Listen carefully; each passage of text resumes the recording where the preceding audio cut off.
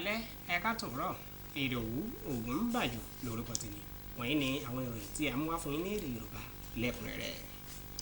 Ìpèsè àwọn ilé ìwòsàn alábọ́dé tó jẹ́ ti ìpìlẹ̀ gba ìgbésókè ní orílẹ̀-èdè Nàìjíríà pẹ̀lú ìfilọ́lẹ̀ àwọn akẹ́kọ̀ọ́ yege tó tó 400 tí wọ́n kẹ́kọ̀ọ́ yege nínú àwọn òṣìṣẹ́ ìgbésókè ìlera àwùjọ kékeré sí ẹ̀ka ìlera alákọ̀ọ́bẹ̀rẹ̀ orílẹ̀-èdè náà.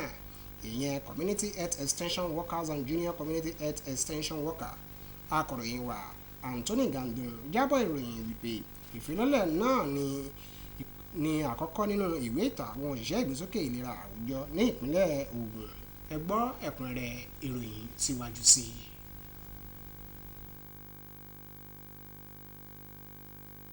Ìlera mẹ́rin ọ̀tọ̀ọ̀tọ̀ ní ìpínlẹ̀ Ògùn ni wọ́n ti gbà wọlé sínú ẹgbẹ́ ìgbìmọ̀ ìforúkọsílẹ̀ àwọn oníṣègùn ìlera ti ilẹ̀ Nàìjíríà àti ìbúrawọlé sí ọ́fíìsì tí wọ́n ṣàkóso. Honestly, accept and respond to those of others.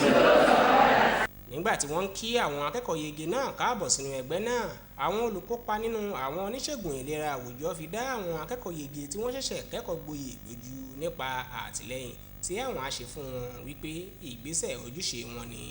Rẹ́ktọ̀ ilé ẹ̀kọ́ Ogun State Polytechnic of Health and Allied Science Ìlẹ́sì Ìjẹ̀bú ìyẹn ọ̀mọ̀wé Akínbọ̀yínká àti akẹgbẹ́ rẹ̀ ti ilé ẹ̀kọ́ Poji College of Health Technology tó wà ní Òkèèrè sọ̀rọ̀ lórí bí ilé ẹ̀kọ́ wọn yóò ṣe máa pèsè àwọn olùṣiṣẹ́ tó ṣe fọkàntán lẹ́yìn tí a sì jẹ́ kí àwọn èèyàn ó fi ojú ọ̀tún máa wo Community Health Extension Worker nílẹ̀ Nàìjíríà.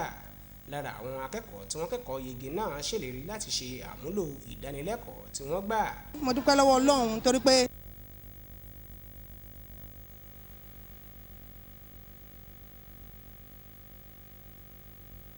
àwọn ìjọba wa wọ́n níṣẹ́ púpọ̀ láti ṣe torí pé ọ̀pọ̀lọpọ̀ primary health care worker ọwọ́ àǹtà iṣẹ́ ara wọn ló ń ṣe.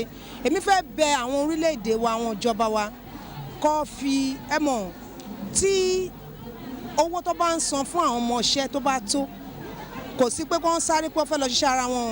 Lẹ́yìn náà ni eré ìtàgé tí í ṣe eré oníṣe wa wáyé láti fi kọ́ àwọn èèyàn lẹ́kọ̀ọ́ pàtàkì ṣíṣe ìtẹ̀síwájú àwọn òṣìṣẹ́ ìlera agbègbè ní orílẹ̀-èdè Nàìjíríà.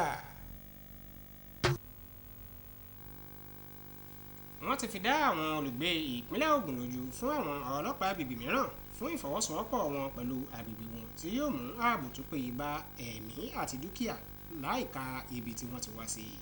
Ọ̀gá àgbà ọlọ́pàá Olúkáyọ̀dé Ẹgbẹ́tókun ló sọ̀rọ̀ ìdánilójú yìí lásìkò tó bẹ ọba Àwùjalẹ̀ tí í ṣe alákòóso gbogbo ọba Ìjẹ̀bú pátápátá ìyẹn ọba Síkírù Káyọ̀dé Adétọ̀nà wò ní ilé rẹ̀. Akọ̀ròyìn wa Anthony Gandun náà pẹ̀lú àwọn tí wọ́n jọ wà lọ́hùn tó sì jábọ̀ ohun tó ṣẹlẹ̀ níbẹ̀. Ẹ gbọ́ ẹ̀kúnrẹ́rẹ́ ìròyìn síwájú sí i.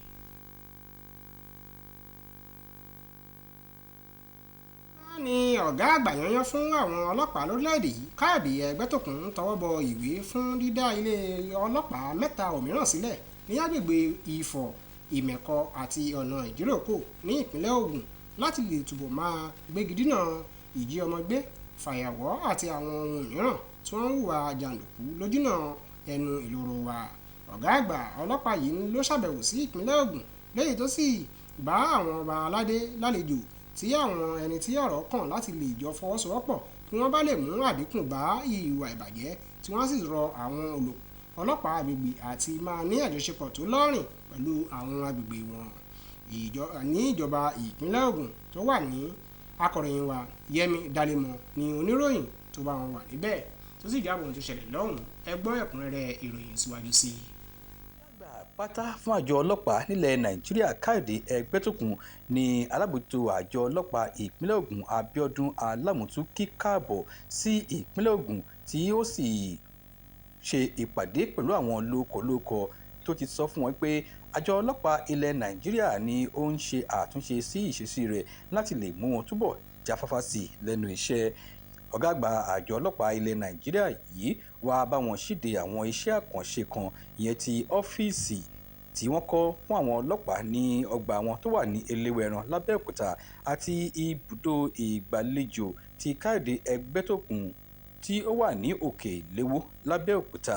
ọ̀gá àgbà àjọ ọlọ́pàá Ẹgbẹ́tókùn wá ṣe kádípẹ́ sí Aláké tilẹ̀ Ẹ̀gbá Ọba Adédọ̀tun Àrẹ̀mú Gbádébọ̀ níbi tí orí adé náà ti rọ̀ láti fi ipa rere lélẹ̀ eléyìí tí yóò ṣòro fún àwọn tó ń bọ̀ lẹ́yìn láti parẹ́. Yẹmí Dalẹ́mọ̀ ló jábọ̀ ìròyìn.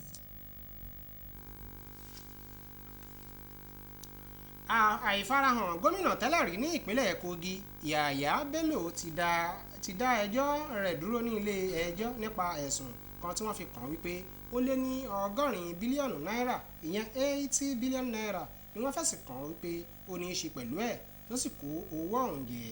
ọ̀rọ̀ tí wọ́n ṣètò fún ìgbẹ́jọ́ níwájú ẹ̀ka ilé ẹjọ́ gíga àpapọ̀ Àbújá ti ìgbìmọ̀ tó ń rí sí ìṣòwò ìlú báṣubàṣu tí wọ́n fẹ̀sùn kàn Yàyà Bello lórúkọ ìjọba àpapọ̀. Akọ̀ròyìn wa Austin Anyebe oníròyìn tó bá wà níbẹ̀ tó sì jábọ̀ ohun tó ṣẹlẹ̀ lọ́hùn. níbí ni a ti máa mẹ́nu dúró fún ti ìròyìn wa fún talẹ́ tòní. má gbàgbé àti tẹ̀lé wa ní ojú òpó wa Facebook NTA Ìjẹ̀bú-Òde àti lórí YouTube. Ìdòwú Ògúnbàyọ̀ lórúkọ tèmi.